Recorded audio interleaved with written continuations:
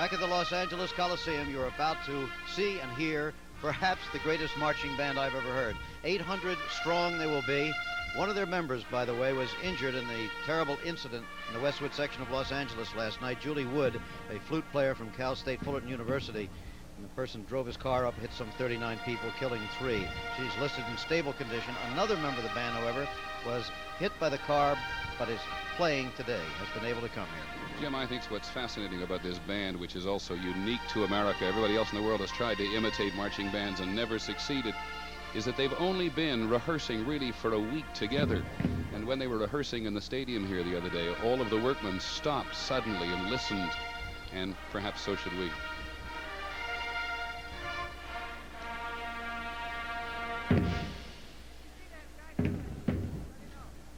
Well, Meredith Willson thought he had reached the ultimate when he wrote 76 trombones. In this band, there are 96 trombones, 144 trumpets, and it goes on with the sousaphones, percussions, mellophones, piccolos, and flutes, altos, clarinets, tenor sax, and baritones.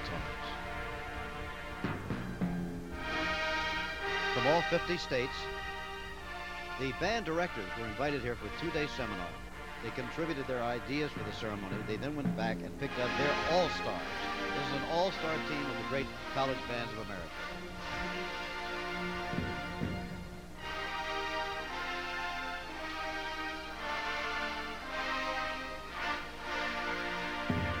This is, by the way, Fanfare for the Common Man, composed, of course, by Aaron Copland.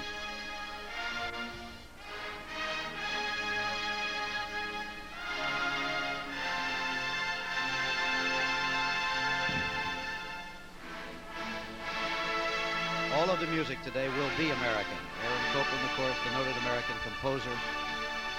And then, as we said, you'll be hearing Dixieland and Gershwin and all the great music that we have exported to the rest of the world. Olympic tradition calls for the host country to demonstrate to the Olympic world. rings in the sky, the fanfare has been heard, and you'll hear more of the band when we return. Popular contemporary scene. As Skyriders define the Olympic rings in the skies above this stadium, beneath it, the traditional history of American music begins. With Strike Up the Band.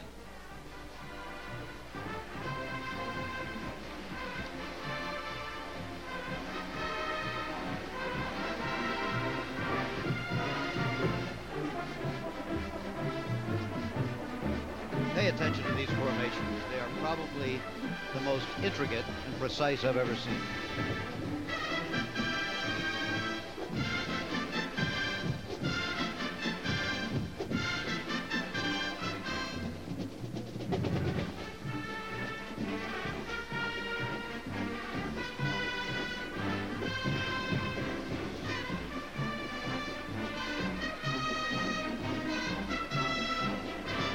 All 800 conducted by Dr. Art Bartner of the University of Southern California, whose campus adjoins the stadium.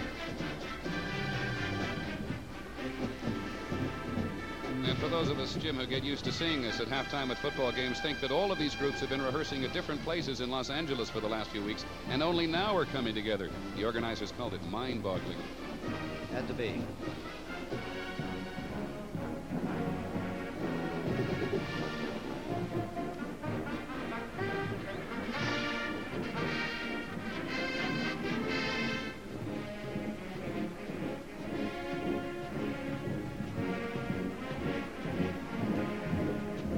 Song of the South, followed by the Song of the North.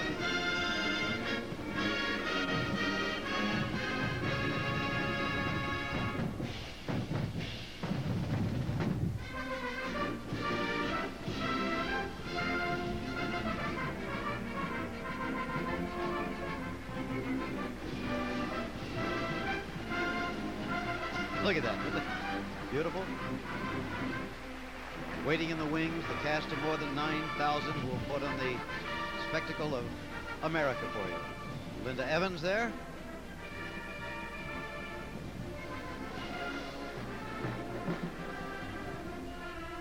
Not for the first time today we mentioned the name of David Wolper, Jim, who's put so much effort into this game, who's produced them. And he said what he wanted here was emotion, and watching Linda Evans there and other people throughout this great stadium clapping and swinging already, he said he wanted really to have people get a 20 goosebump experience. Well, hasn't taken long. No.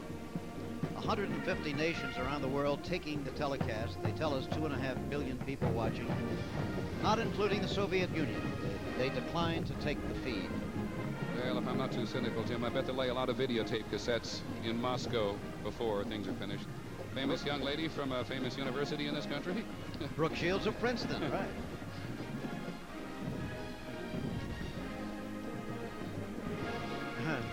One thing, Joe, that Jim, you mentioned Soviet television not taking the feed. A lot of people in the Soviet Union who can get there have been traveling up north of Leningrad towards Tallinn, where you can see Finnish television. And so there will be some Soviet citizens today who will be able to see these opening ceremonies and much of the games. Yankee Doodle Dandy.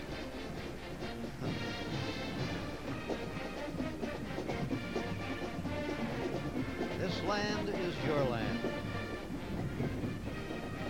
Woody Guthrie, if I'm not mistaken. You're right.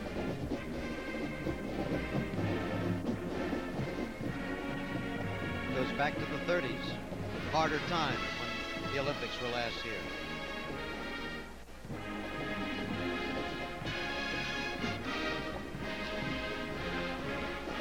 This is my country, land of my birth. This is my country, grandest on earth.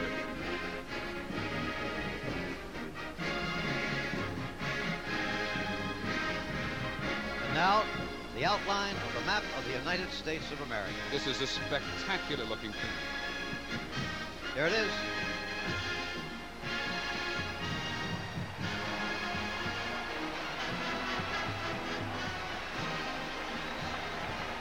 $88,000 throats responding.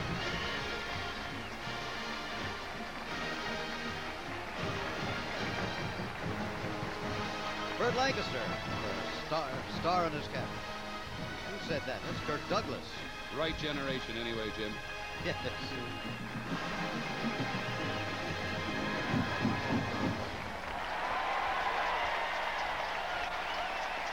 The map of America in this stadium, which has seen some great days, but certainly is electric today. Let's go back now to the pioneer days of America, when the music of this country reflected the exuberance of its western settlers. In marches and country hoedowns, and in the music of the pioneer spirit, we tell of building a new nation, of creating one people out of many.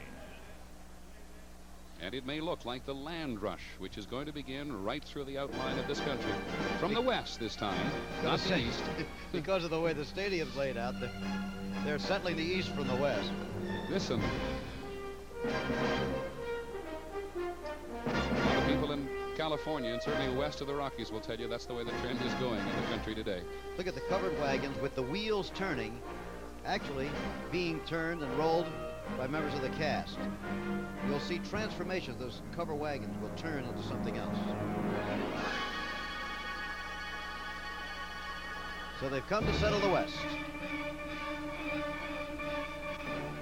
What do you do when you settle? Well, you build a town. You build houses. First of all, you need a general store. You certainly need a bank. You need a saloon. Let's get down and look at them. A bakery, a hotel, a farm, of course. I don't know whether this was the way it always was or not, but they're building the saloon before the schoolhouse. I don't know what that means. Listen, there are still housing bees in many parts of this country today. As you say, not quite as fast. Music, rodeo. Again, the music of Aaron Copland.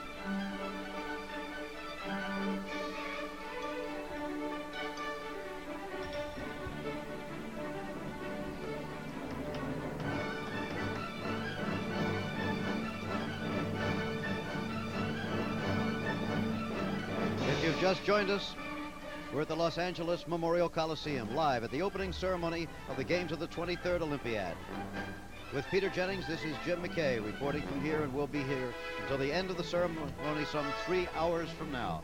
So much more to come, including the March of the Athletes, the lighting of the flame, and this marvelous show that has just really begun.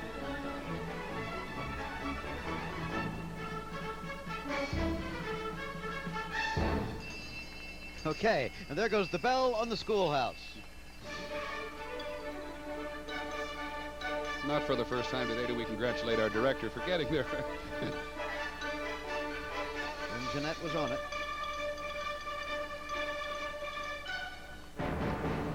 The American flag was in place. The wife of Edwin Moses, who will administer the oath, take the oath for all of the athletes here gathered. Now, once you've built your schoolhouse and once you've rung your school bell, what better to do than have a celebration? It's still popular today in various parts of the country. Ho down. Ron Field is the choreographer for all of this.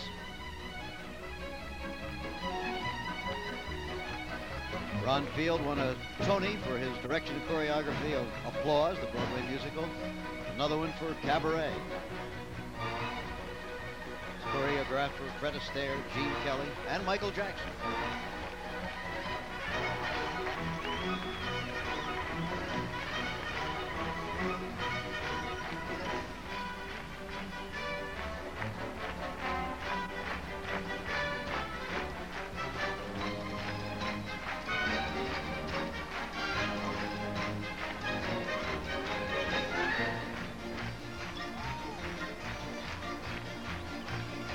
Buffalo Gowan should come out tonight.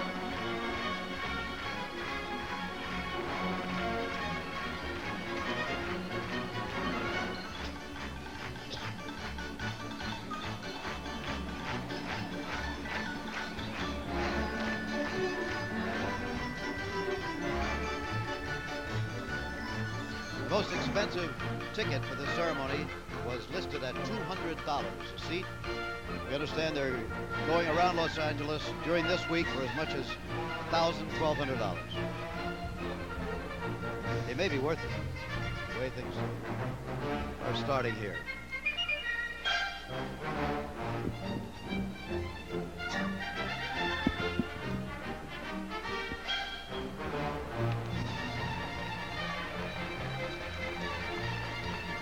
.300 members of the Olympic Dance Corps.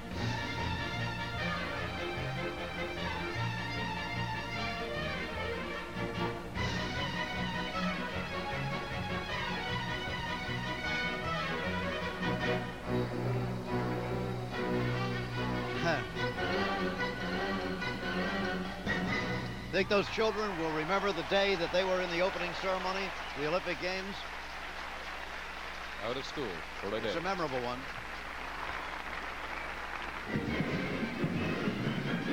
If you've just joined us, shortly after 8 o'clock in the East, shortly after 5 o'clock here on the West Coast, we're at the opening ceremony of the Games of the 23rd Olympiad, and we're seeing a pageant of America. We just saw the settling of the West. Now we're going to go down south. We're going to hear Dixieland, and, well, look what they're forming now, Peter. As the paddle wheelers traveled the mighty Mississippi, Jim, unique sounds came out of New Orleans. It was here. Listen to it. It's famous all over the world. It's here that jazz was born. Soon you're going to hear a lady named Etta Brown sing. She is tremendous. Look at the smoke coming out of the top of the paddle wheeler.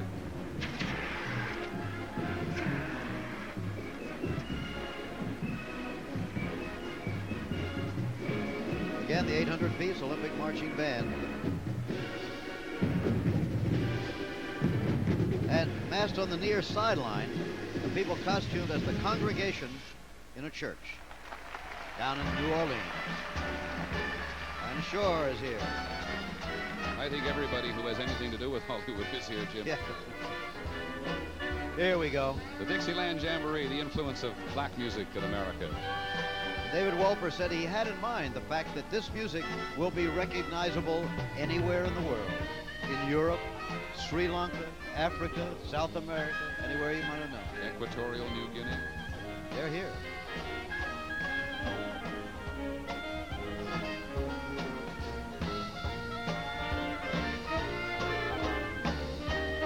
There you see the pews in the church near you.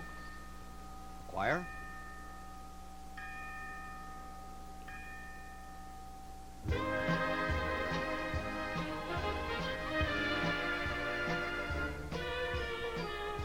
Now, and the stained glass windows. there they come.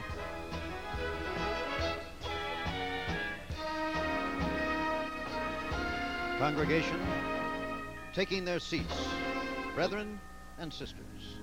To listen to one wonderful woman named Etta Brown. Etta James.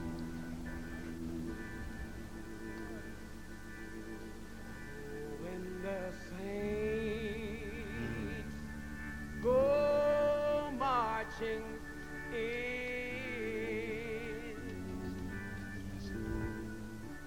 oh, when the saints go marching in, and I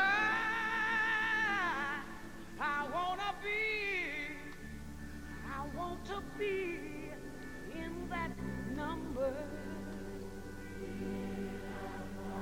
Oh, yes, I do. And when the saints go marching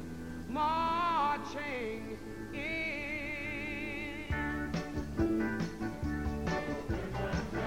Oh, when the saints Here's a lady whose career was in its twilight years, and she wrote to David Walper, the producer, and said, I want a chance to sing. Listen to it. Meanwhile, the musical director had been saying he wanted to get somebody who sounded like Etta James. Suddenly, there she was. Oh, when the saints go marching in. Oh, when the saints go marching in. I want to be in that number. Oh, when the saints go marching in. Hallelujah.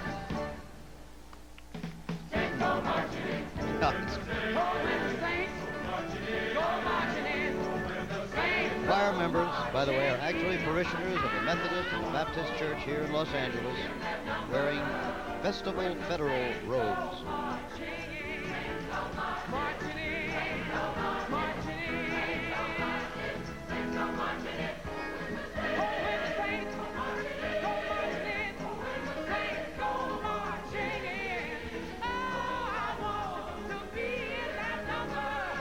Isn't it marvelous? This lady, as you said, Peter, has been famous in this area for so many years, but not nationally. And suddenly, the world was aware of Etta James. You couldn't even get her records now, Jim.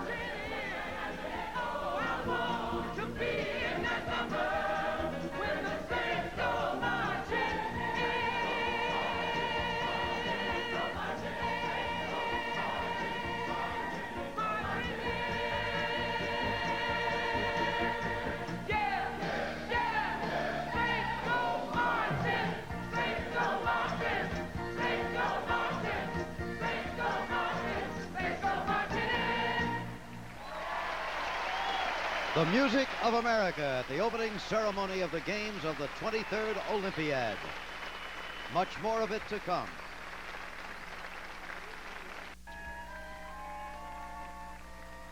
Here in the Coliseum, we've been listening to a medley music, much of it by George Gershwin.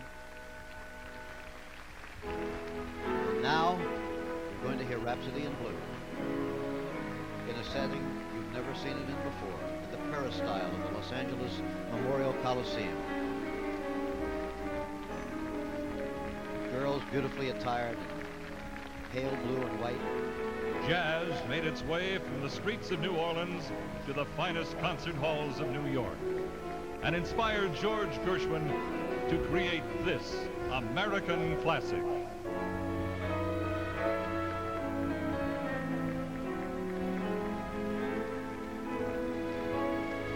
Perhaps George Gershwin's greatest, certainly his most famous composition. And soon will appear 84 grand pianos. There they are. There they come, the pianos. And actual gasps from the crowd.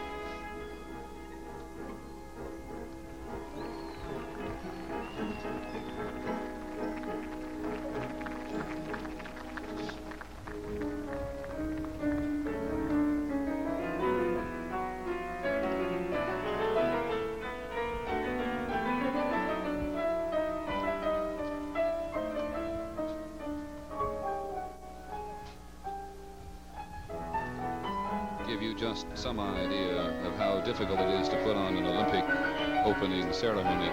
All the pianists are men. And the women's group said, shouldn't there be some of us? Quite correctly, in normal circumstances, until the organizing committee decided that all the men were to represent George Gershwin.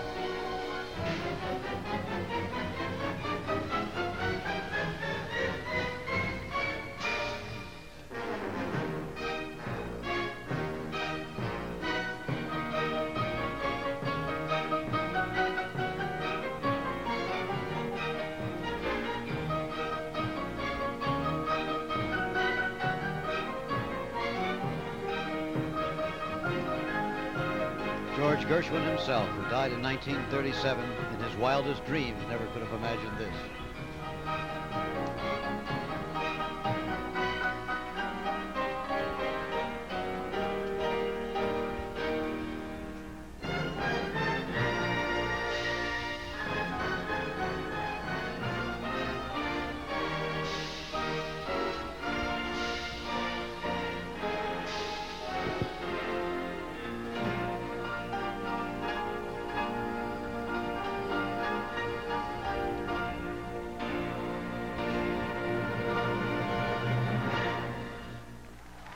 Oh, marvelous.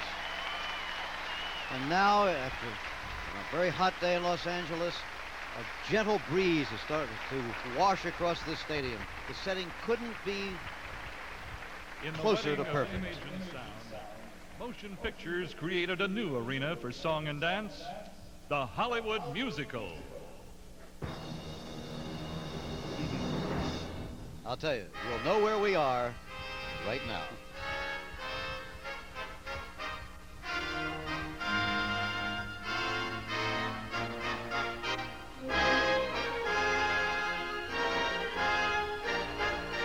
Members of the choir all now holding up placards with tinsel on them.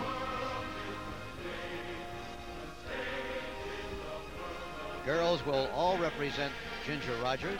The men And the will man will represent- all red Fred Astaire. That's right.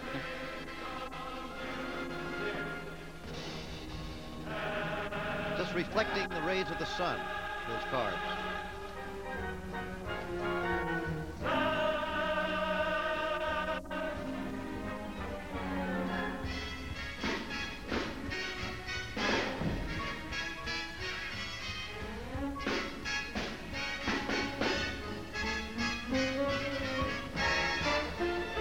Stepping out with my baby. Yep.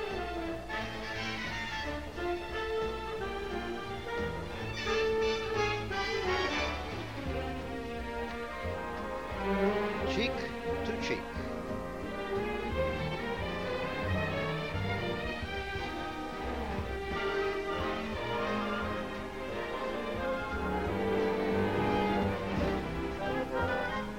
Busby Berkeley would be very proud. Oh, he'd love it.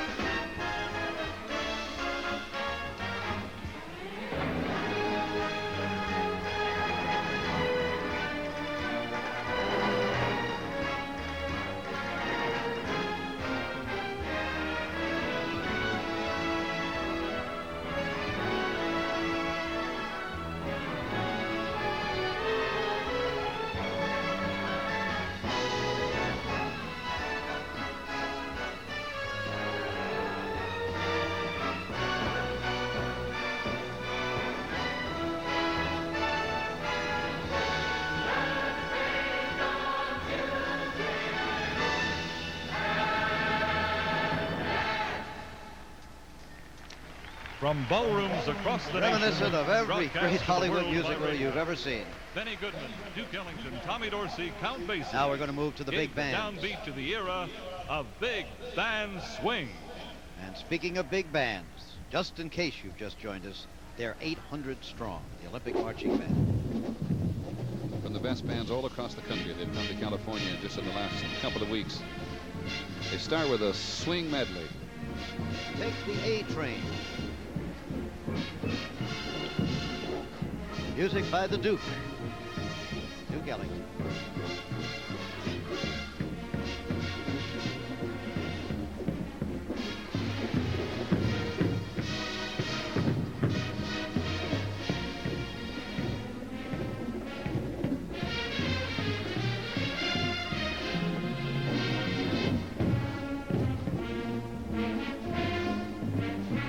Don't mean a thing if you ain't got that swing. Also, the Duke.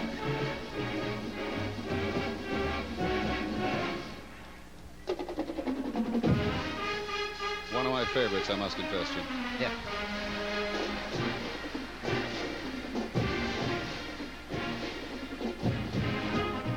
This one will remind a lot of people of the days of World War II.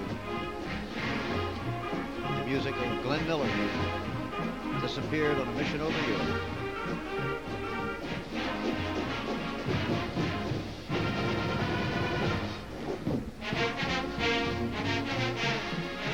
Opus number 1. Cy Oliver. Who's the man who made the most marvelous driving arrangements in the 30s.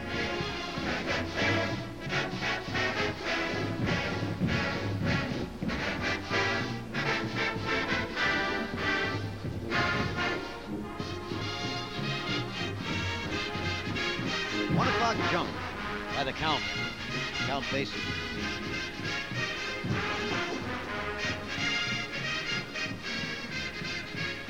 Way before your time, Peter. This used to be the one at the dancing when I was a kid, that they'd all gather around the bandstand at the end of the evening. It's making a big comeback. Yep.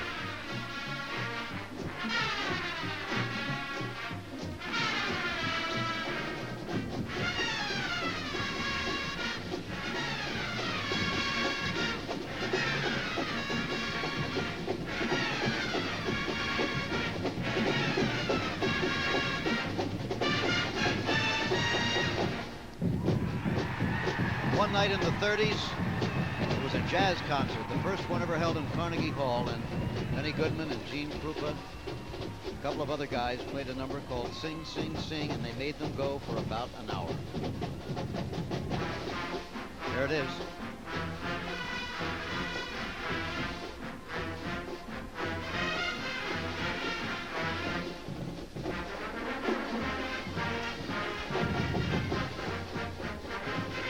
Teddy Wilson was on piano, in fact. Lionel Hampton on the vibes. Lionel is still going strong.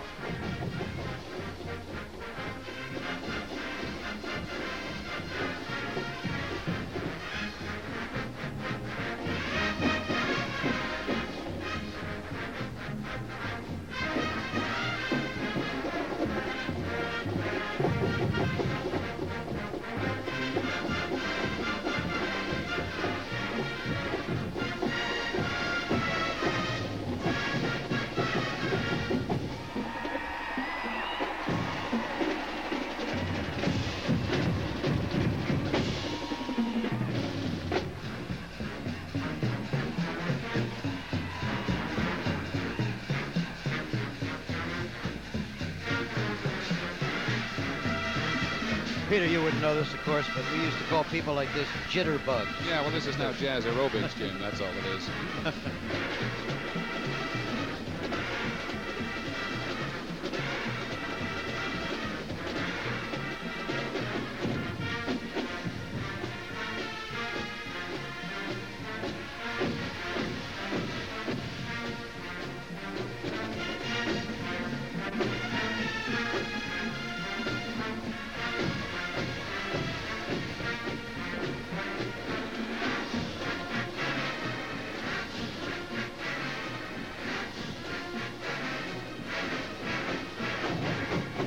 Band's so big it takes three, a conductor and two assistants, you probably noticed.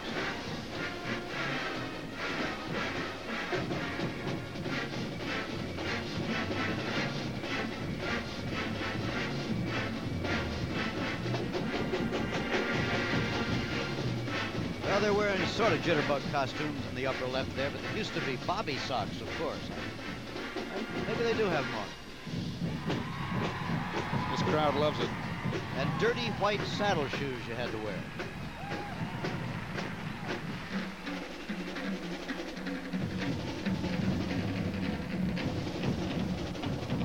Still sing, sing, sing.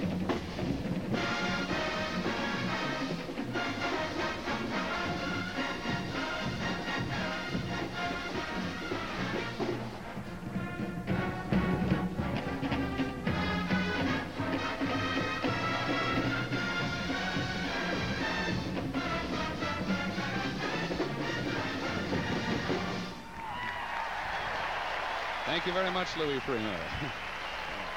We were reminded the other day that the Moscow Olympics were of great precision. This is precision, but this has spirit too. We'll be back.